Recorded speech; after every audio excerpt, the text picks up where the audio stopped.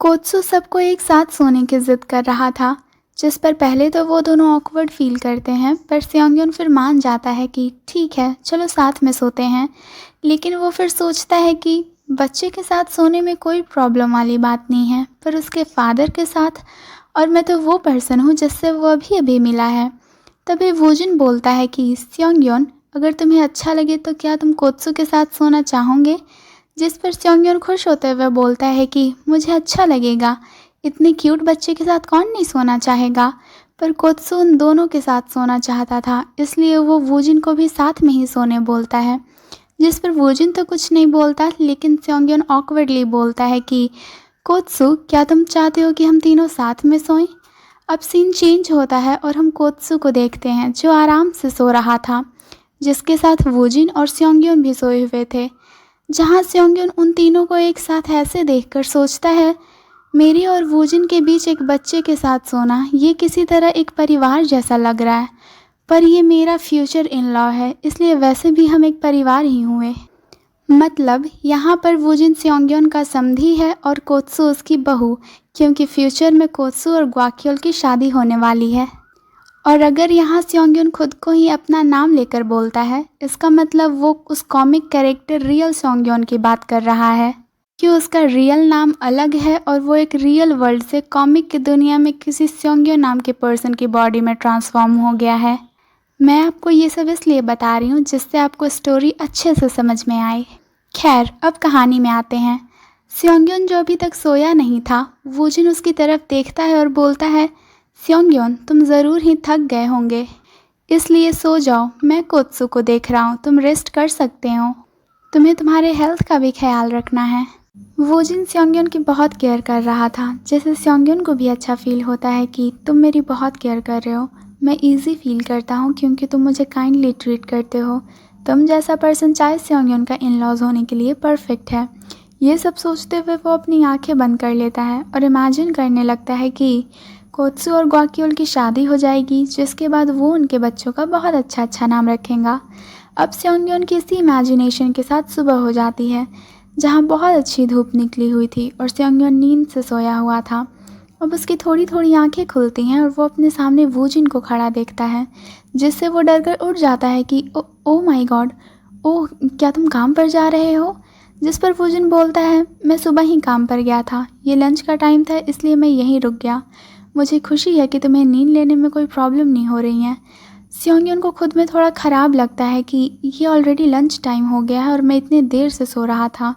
फिर वो कोत्सू के बारे में पूछता है, जिस पर वूजिन बताता है कोत्सू भी किंडरगार्टन में है। सेयोंग्योन बोलता है, ओह मैं समझा। फिर वो दोनों रूम से निकलकर डाइनिंग टेबल की तरफ जाने लगते हैं। सेयोंग्योन वूजिन से पूछता है, वैसे टाइम क्या हो रहा है। वूजिन बोलता है, अभी 12:20 हो रहा है, मैं तुम्हारे लिए दोपहर का खाना लाया था, इसलिए बाहर आओ और खा लो, अगर तुम अच्छे से खाओगे तो जल्दी रिकवर हो जाओगे। सेयोंग्योन सोचता है, वो जानबूझकर वापस आया सिर्फ मुझे खाना खिलाने के लिए। वूजिन चेयर पीछे करता है और इशारा करता है कि प्लीज़ बैठो और खाना एंजॉय करो। तभी सेयोंग्योन को अपने सामने से बहुत तेज़ रोशनी आती है और अपने सामने इतनी टेस्टी सुशी को देखकर उसकी आंखें चमक जाती हैं कि डियर सुशी, तुम यहाँ क्या कर रहे हो। ये 5 स्टार का सबसे बेहतरीन सुशी सेट लग रहा है। मैं यूजुअली इसे अपनी छोटी बहन के साथ अपनी उंगलियां चाटते हुए टीवी पर देखा करता था। उसके मुंह से लार टपक रही थी। वो अपनी छोटी बहन को मन ही मन थैंक्स बोलता है कि इस सीन को यहाँ लिखकर तुमने बहुत अच्छा काम किया है सिस्टर। और भले ही ये एक कॉमिक में है, पर इसे डिलीशियस होना चाहिए, है ना। ये बहुत जल्दी मेरे मुंह में पिघल जाएगा, राइट। सेयोंग्योन को इतनी सोच में देखकर वूजिन बोलता है, क्या तुम्हें सुशी अच्छी नहीं लगती। जिस पर सेयोंग्योन तुरंत मना करने लगता है कि हाँ नहीं ऐसी बात नहीं है, बल्कि ये मुझे बहुत अच्छी लगती हैं। फिर वो अपनी चमकती आंखों से उन चमचमाती सुशीज़ की तरफ देखता है कि ठीक है, अब मैं इसे खाने जा रहा हूँ। वो सुशी का एक पीस उठाता है और सोचता है, टूना बेली के साथ रेड बीम सुशी, ये कितना अच्छा लग रहा है। वो उसकी फर्स्ट बाइट लेता है, जिससे उसकी आंखें वाइड ओपन हो जाती हैं। उसे लगता है जैसे वो हेवन में हो। फिर वो एक के बाद एक बहुत सारी सुशीज़ खाने लगता है। उसे ऐसे देखकर वूजिन स्माइल करता है और बोलता है, मुझे खुशी हुई कि तुम इसे एंजॉय कर रहे हो। सेयोंग्योन देखता है वूजिन कुछ भी नहीं खा रहा, बल्कि वही सारा खाना खाया जा रहा है। जिससे सेओंगयन को अनकंफर्टेबल फील होता है कि ओह मैं बहुत ज़्यादा खा लिया है ना। वोजिन बोलता है नहीं, अगर तुम ज़्यादा भी खाते हो तो ये अच्छी बात है, वैसे भी मैंने इसे तुम्हारे ही लिए ख़रीदा है। जिस पर सेओंगयन सोचता है कि ये मेरा फ्यूचर इन लॉज है, इसलिए मुझे लालचियों की तरफ नहीं खाना चाहिए। फिर वो टॉपिक चेंज करते हुए बोलता है कि थैंक्स, वैसे कोत्सू की मॉम कहाँ है। पर फिर वो सोचता है कि रुको एक मिनट, चूँकि इस वर्ल्ड में मेंस भी प्रेग्नेंट हो सकते हैं तो ये कहना रूड नहीं होगा कि उसकी मॉम है। मतलब इस बीएल वर्ल्ड में मेंस भी प्रेग्नेंट हो सकते हैं, तो हो सकता है कि कोत्सू को जन्म देने वाला भी एक बॉय हो, इसलिए उसे मदर बोलना थोड़ा रूड हो जाएगा। खैर, वोजिन सेओंगयन के पूछने पर बताता है कि कोत्सू की मॉम की बहुत साल पहले एक गंभीर बीमारी से डेथ हो गई थी। ये बोलकर वो टेबल से उठकर जाने लगता है। वहीं सेओंगयन को वोजिन की बातें सुनकर बहुत गिल्ट फील होता है। वो वोजिन को जाते हुए देखता है और बोलता है तुमने खा लिया, अभी बहुत सारा खाना बचा हुआ है। वोजिन बोलता है मैंने खा लिया, मुझे और भूख नहीं है। तुम आराम से खाओ और रेस्ट करो, मुझे लगता है तुम्हें प्रिस्क्रिप्शंस की भी ज़रूरत है, दवाइयों को कम करने या बदलने के लिए। जिस पर सेओंगयन बोलता है ओह मुझे अब दवाइयों की ज़रूरत नहीं है।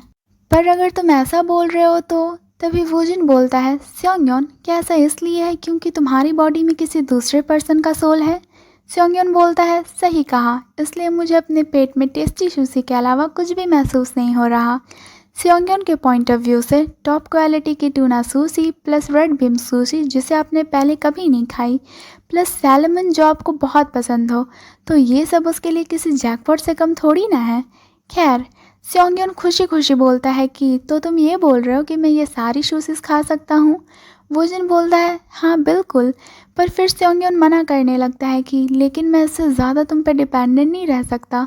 पर वोजिन ये बोलकर जाने लगता है कि तुम्हें इस बारे में ज़्यादा सोचने की ज़रूरत नहीं है, तुम घर पर रेस्ट करो, अच्छे से खाओ और अच्छे से रहो, मैं तुमसे बाद में मिलूँगा। वोजिन के जाने के बाद सेओंगयन सोचता है मुझे ऐसा लग रहा है जैसे मैं यहाँ बहुत सेल्फिश हूँ, क्या ऐसा करना सही होगा।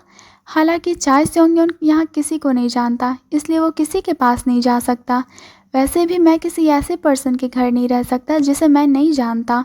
यही सब सोचकर वो अपना बैग पैक करता है और रेडी होने लगता है कि कॉमिक के चाय सेओंगयन ने भी यही सोचा होगा। वो फिर पूरे घर को एक लास्ट बार देखता है और वोजिन को थैंक्स बोलता है। तभी डोर पर एक नॉक होती है। सेओंगयन को लगता है कि वो वोजिन है, इसलिए वो अपना जल्दी जल्दी बैग छुपाने लगता है कि आई गेस वो कुछ घर पर ही भूल गया। वो खुशी खुशी गेट खोलता है कि वोजिन क्या बात है।